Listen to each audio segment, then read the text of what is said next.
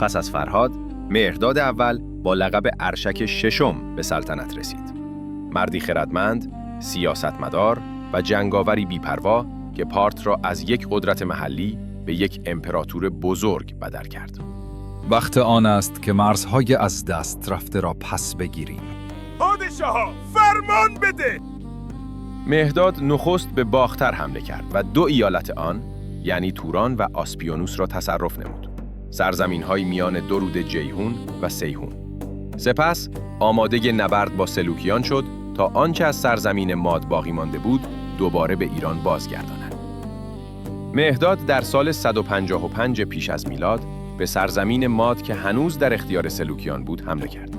نبردی سخت در گرفت و سپاه اشکانی توانست نیروهای دشمن رو در هم بشکنه و سراسر ماد رو فتح کنه. فرمانده، سلوکی ها دارن عقب میکشن. عقب نشینی اونها شروع سقوطشونه. هیچ رحمی در کار نیست. شکست سلوکیان در دشت‌های مدیا امپراتوری آنها را به لرزه درآورد. مهرداد اول، شاه جنگجوی اشکانی، با سوار نظام کماندار خود مرزهای شرق و غرب سلوکیان را تهدید می‌کرد.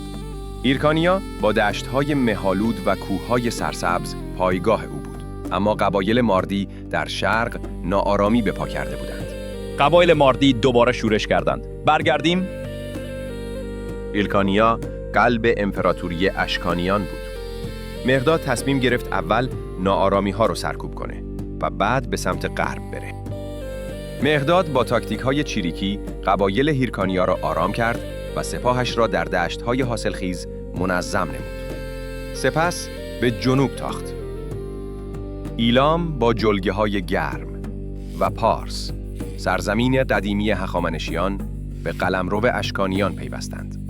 حالا چشمان او به بین النهرین دوخته شده بود. مهرداد سپاهش را برای نبردی آماده کرد که امپراتوری سلوکی را برای همیشه به زانو درآورد. سلوکیه، قلب بین النهرین، در انتظار او بود. مهرداد، پادشاهی که مرزها را در هم می‌شکست، در سال 141 پیش از میلاد به قلب بین النهرین تاخت. بابل و سلوکیه، پایتخت‌های سلوکیان، زیر گام‌های لشکر اشکانی سقوط کردند. پس از 200 سال، بابل دوباره به ایران بازگشت. میگن پادشاه جدید از شرق اومده. ایرانیه. مهرداد در بابل تاج شاهنشاه بر سر گذاشت. اما شادی این پیروزی کوتاه بود. اوکراتیدس اول، شاه باختر از شرق یورش آورد و مهرداد برای دفاع از ایران به سوی هیرکانیا بازگشت. در همین زمان دمیتریوس دوم سلوکی از فرصت استفاده کرد و به بین النهرین تاخت. اما در نبردی سنگین، سپاه اشکانی او را شکست داد و زنده به اسارت گرفت. مهرداد با بزرگواری با دمیتریوس رفتار کرد و حتی دخترش رو به ازدواج او درآورد. این بخشش قدرت واقعی او را نشان داد، نه فقط در شمشیر که در حکمت و سیاست. با مرگ مهرداد یکم در سال 138 پیش از میلاد، ایران در اوج شکوه اشکانیان بود، اما هنوز طوفان در راه بود. پسرش فرهاد دوم تاج بر سر گذاشت و خیلی زود با بزرگترین آزمون زندگیش روبرو شد. آنتیوخوس پادشاه سلوکی با سپاهی عظیم از غرب حرکت کرد. بین 30 تا 80 هزار نفر با فیلها، عرابه‌ها و سربازانی از یهودیه و سوریه. حتی چند پادشاه وابسته به اشکانیان هم بهش پیوستند. در نبرد اول بخت با ایرانیان یار نبود. بابل سقوط کرد و هگمتانه هم به دست سلوکیان افتاد. فرهاد از این شکست تلخ‌ترین طعم ناامیدی رو چشید و پیشنهاد صلح داد. آنتیوخوس 3 شرط گذاشت: آزادی برادرش دمیتریوس، بازگشت پارتیان به خراسان و پرداخت خراج به دولت سلوکی. اما فرهاد شاهی نبود که زیر بار تحقیر بره. فرهاد نقشه‌ای جسورانه کشید. او دمیتریوس رو آزاد کرد و وعده داد اگر علیه سلوکیان بجنگه، تاج سوریه برای اوست. همزمان مردم ماد و بابل رو به شورش علیه اشغالگران فراخوند.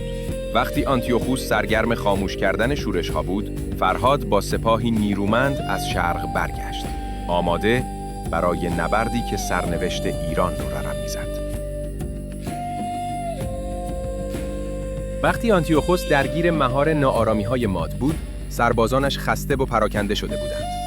بسیاری کشته شده بودند و بازمانده‌ها درگیر نبردهای فرسایشی با مردم ماد بودند. فرهاد دوم از شرق با سپاهی نیرومند بازگشت. امروز برای ایران می جنگیم، نه فقط برای خاک، چه برای آیندگان. وقتی آنتیوخوس از حرکت سپاه ایران با خبر شد، با باقی مانده نیروهاش به سوی هگمتانه تاخت. در دشت ماد نزدیک هگمتانه، دو ارتش رو در روی هم قرار گرفتند. نبردی سخت در گرفت. لحظه‌ای که سرنوشت ایران رو رقم زد. در پایان آنتیوخوس افتاد و با مرگش سلوکیان از ایران رانده شدند. اما پیروزی دوامی نداشت.